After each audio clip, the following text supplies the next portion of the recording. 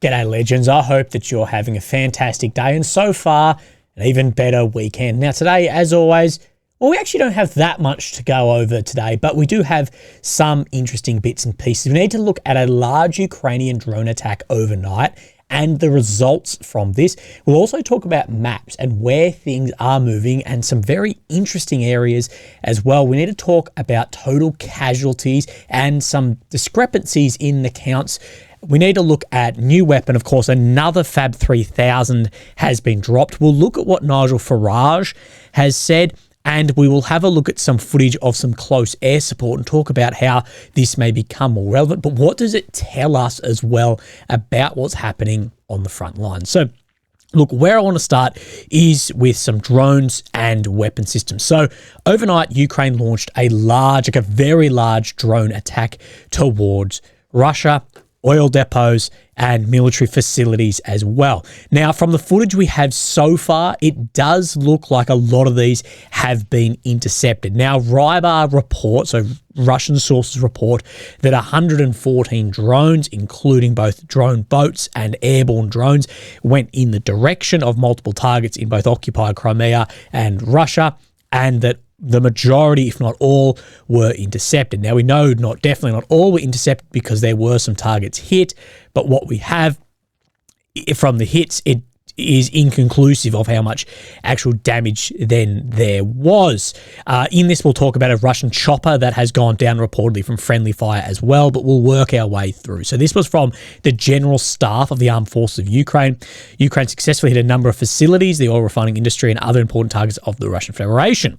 Now, security services of Ukraine attacked the fuel lubricant warehouse of the enemy in Tambov region, as well as the Emenska oil depot in the Republic of Adajia. So let's have a look at this. This is that depot right in here. We see that this is the first photograph of here, and we can see as well these 10 tanks and then the damage.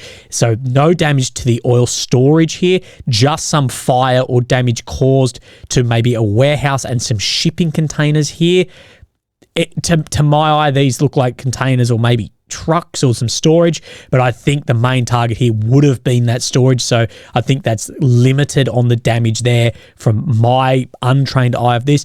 5 explosions were reported at the area of Emenska oil depot. That was the videos we just showed. Already on the night, June 21, unmanned aerial systems attacked this Krasnodar and Astrakhan oil refineries, as well as strikes were made on the radar stations of radioelectric intelligence centers of the Russian invaders Bryansk and occupied Crimea. Now, there's only a very few limited photographs of what's happened here. We have some video said to be of the drone attack here, so we can see some impacts in regions. So we're not 100% sure. Some are saying this is actually cut up from other videos as well. So bear with me on that. And then we have some footage here as well. This is from a military facility in Yesk, Krasnodar. So we see this facility here, and then that there has been evidence, not reports, of a fire out from this facility here. But again, as far as what damage has been caused here, these don't show any major fires. But again, without good quality photographs, we don't really know, because we've seen things like this before. Better quality, then there's some system in it. Now, they also report Ukraine made a successful attack on place of storage in preparation for Shahid or Goran drones and training, buildings, control, communications for these UAVs in Krasnodar territory. So in the same region as then where we're looking at this. So again, we really don't know on that, but none of that footage is showing massive damage everywhere, so we will see. Now, in this as well, there has been a Kar-29 helicopter. This is a Kar-29 chopper here. Go down reportedly from friendly fire and kill 4 crew on board. Now, what this chopper was in the air doing was engaging those drone boats. We have seen this exact type of helicopter with machine guns engaging those drone boats out, and we know that is probably the best tactic so far against those, is chopper and hit them out as far away from targets as possible. That said, you're in a very saturated environment of many air defense systems, many other systems as well, So one of these has been hit reportedly from a system with a faulty friend or foe and has shot it down. Russia has lost many aircraft from friend or foe stuff-ups as well. That almost as many has been shot down than the other way. So let's have a look at the newest FAB bomb that has been dropped, another FAB 3000. I've got a little bit more on this. So this is where it has dropped on this building right here. Now, if we zoom out, let's have a look at the direction then from Russian territory. We're talking about 12.5 kilometers, 7.5 miles. And to give you an idea, I'll just find, so this is where it dropped. It's slightly missed, but we'll talk on that. And we'll have a look at where the one dropped then yesterday. So we just come up here. I found it right here. This is the building right about where my cursor is where that one then fell yesterday. So I'll keep my cursor there, an idea of where this was. So let's then have a look at this footage here. So you can see building here, drone over the top, and then we will see the FAB come in gliding and land maybe 15, 20 meters away from this main building here. And then the explosion, you can see where bits of shrapnel have then come out as well. Major explosion here. Remember, this is a very, very large bomb. You can see the gliding wings out here and that there. Now, many people are pointing at it, missed, ha, ha, ha, blah, blah, blah. I don't think people understand how much bang a 3,000 kilogram bomb actually has. It has about a ton and a half of actual explosive in it.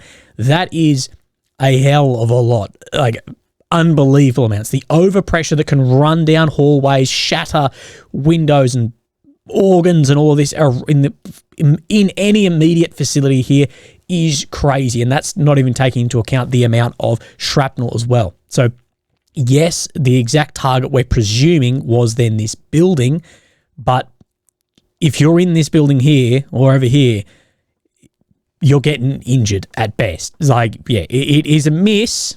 We'll call it a miss, and there's probably some control problems. If it's got the same size wings but 6 times the mass, the control surfaces are not going to have as much influence on the bomb itself. But don't go into account of, no, there's no damage caused here to anyone if anyone's in this vicinity due to that miss. And we saw very similar on the FAB 500s early on, so that may be improved, but it may be harder with the weight and potentially lower trajectory of these as well. But major explosion there, and it'll be interesting to see if these become more common as well throughout the wars. We know the FAB 500s have had a real effect both on morale, but as well on the amount of clearing of areas and built up bunkers as well.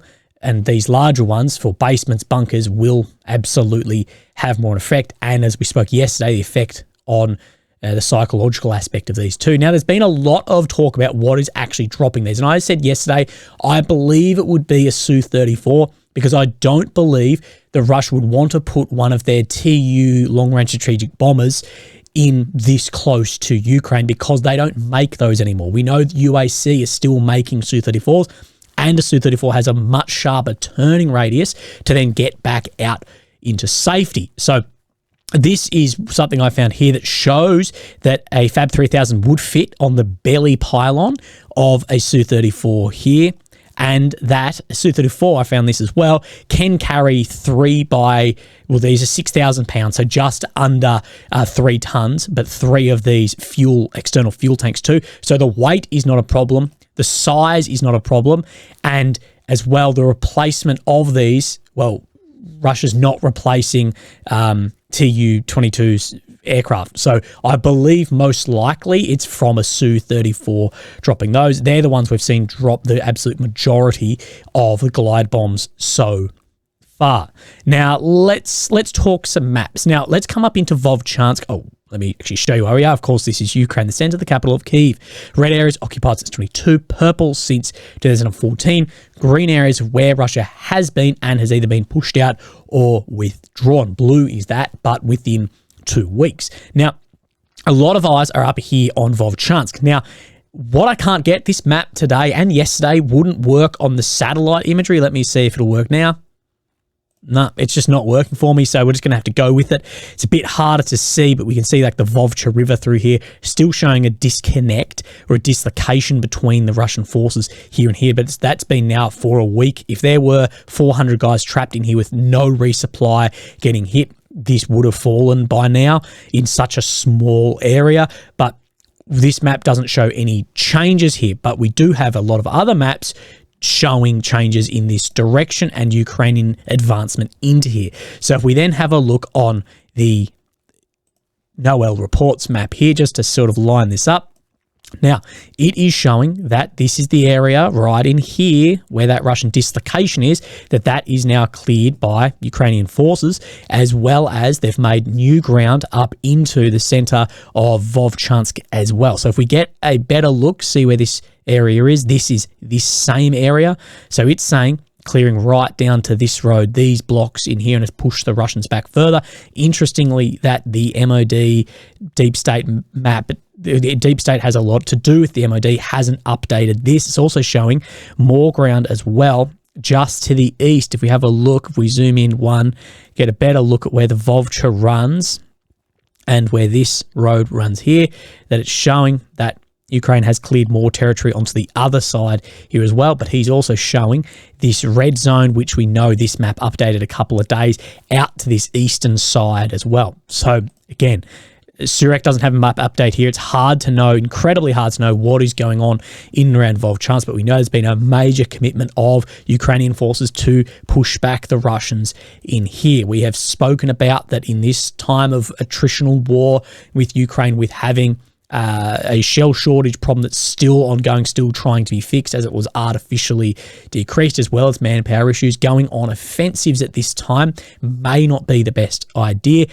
but the optics, the morale, the motivation issues of what happened up here also has to come into the planning of the commanders making then these decisions. We have an ISW update here too, and this is showing very similar to then the Noel reports map, but a little bit differently again. So this is the Vovcha through here. This is Vovcha. So it's still showing that Russia control out, but no dislocation of Russian forces here, but have cleared in similar areas. So if we take a bit of 50-50 of these, okay, these are all showing area up here has been cleared back, but it's showing that the Russians do control right down to the Vovcha in here and across. So again, hard to know. Some people are pointing at this map and going, are the Ukrainians going to get somewhat surrounded, pushing in the center if Russia can hold in here as well, or could the Russians be cut off? Well, again, everything in war, whether we like it or not, we're going to find out how that looks. But there's only one or two other updates on then this map that are interesting. So we come down, and this is what I'm calling then the New York front. This sits between Avdiivka and Bakhmut, but also this border here that is held now for 10 years. And they do see a major advancement here by Russia. So let's give this a measure. Now, when I say major advancement, I mean relative to what we're seeing. So this is almost 2 kilometers, or 2 kilometers in some directions by then, say, 2.5 kilometers. So this is a lot. This is a lot when we talk about what we've actually been seeing over this really stalled attritional war over the past 12, 18 months. So that Russia has extended out of here. Now, what we have spoken about, some of the issues here, is these positions bordering along here. These will have been there for now 10 years. So areas around here are important, and it is important if areas are falling. And we have seen this got built out only then the other day. So let's step back. So we see then this advancement here a few days ago on the 19th, and then today that extended control up through Shumi as well, putting more pressure on other areas in here. So could we be seeing an opening of something new here? Well, potentially. Could it be that there's an opportunity to push through to Toretsky? Well, again, we are not sure exactly what's happening there. Then we push down into the Avdiivka front, and we just see to the north of Sokil, west of Osheretny, a Russian advancement out in this direction here, further expanding that control around the Avdiivka front here. So we're seeing more and more of that. I believe we'll see a push down around, because it's hard to see on this, but this is all open ground out in these directions here, and there. So I think we'll see more of a push of town to town, and then eventually a close up of the open ground here. It's too hard to take, too hard to hold if you're just out in open ground. But as far as the maps, that is basically all that we are seeing on these maps. Interesting, we don't see any change up around Vovchansk. What it could be the case here is that their map is actually, they never showed the Russian advancement forward, so they can't show the Ukrainian advancement back, if that makes sense. And I believe that it's probably looking, if we mix the ISW, NOAA reports, and this one, it's probably looking something like that. And I don't know how to get a blue one up, but the blue is probably the opposite, like this. This is probably blue. Oh, that's meant to be a B. There we go. And this in here is probably where the Russian is sitting with this disconnect in here. So that's what I think the map in there looks like from looking at multiple, but I guess we will get an idea. And Syriac, just worth noting, Syriac also shows advancement in this direction. So let's then have a look at this. They're talking of choppers as well. This footage has been released. Now, with this, it's hard to know when exactly this was. It could be older, it could be newer, we're not sure. But it's said to be newer footage of a Kar-52, which is a Russian assault attack helicopter, providing direct close air support, so machine gun fire here, onto targets. Now, and you can see those trace then skipping up. What this shows us, and what could be the concern with this, is, of course, choppers, slow moving, are very susceptible to man-portable air defense. Now, we have seen many Russian choppers taken down with man-pads, but what we are seeing is when Ukraine gets shorter on man-pads at the front, we start seeing these choppers reappearing at the front line. If we're seeing more and more of close air support, so these are directly over the top of things like built-up urban areas and or trench positions, providing direct fire on those, that the risk of man-pad has been limited. That's a LMUR guided bomb from there, which we have seen a little bit of in the beginning. Then there was a bit of a dip, and now seeing some more of it. So there may be a man-pad shortage if we're seeing that. But things like choppers, that close air support role, this is something we've spoken about a lot, that Ukraine really doesn't have, and the F-16s aren't really going to fill with that close air support. And that will be very, very prevalent if Ukraine can break into Donetsk city or into Mariupol city, Melitopol city, Sevastopol, areas like this. Close air support is really going to be very important. F-16s can do to a degree, but not like a chopper or a much slower moving aircraft can do. We're not sure how many, like say, Su-25s Ukraine have left. If they can get some level of air, maybe parity or superiority, whatever, as the war advances on, if that's possible, can that be there? As well as we've seen Russia come in peaks and troughs of ability to provide close air support. And it tells us what's maybe happening on the other side. We see that. And if we start seeing Ukrainian choppers doing the same, well, that gives us an idea, vice versa, of the Russian lack of maybe short-range air defense as well. Now, let's talk about casualties, and this is something which is greatly speculated and I believe will be cleared up eventually. We might get a range, but we're not exactly sure. The reason we're speaking to this is Media Zone with BBC Russian Service has then gone through again and given an update today on the recorded Russian casualties. Now, that these are from publicly available sources, social media posts, family members, local news reports, official announcements of regional authorities. But it's important to note these figures offer only a partial picture and do not encompass the full scope of casualties. So if you die in the war, your mum posts on Facebook, they will then count that. We present an additional figure alongside the name death records. This is this probate registry name. This second number is an estimate of excess mortality among men derived from the probate registry database. So it may not 100% be from the war, but it's any excess on what the normal amount would be over this period. So let's have a look here. So recorded, and this is Russian casualties, recorded is just under 57,000, which is a hell of a lot. And then this excess mortality they see over the entire war at then 85,000. So still massive, but it's significantly lower. So a factor of almost a tenth what the Ukrainian MOD is saying here. They're saying 1,100 today, almost 530,000. So a hell of a lot more. Now, I still believe this number is probably including wounded, MIA, KIA, everyone, and maybe some bump on top of that. These numbers would just be so impossibly hard to actually get. And one of my doubts in this is if Russia had, 530,000 liquidated, killed personnel, let's say that's 3 to 4 times that then wounded out of action, then I don't know if Russia could sustain those casualties with the advancements we're seeing then on the front line. I don't know that, but I do call into question these numbers when this is the actual recorded then amount. So again, just to bring your awareness to it, I don't want to speculate on it too much because eventually we will get a better idea, and I think some people may be surprised. But again, so imagine 57,000 confirmed. That's unbelievable amounts. I grew up in a city of 30,000, and God, that's unbelievable.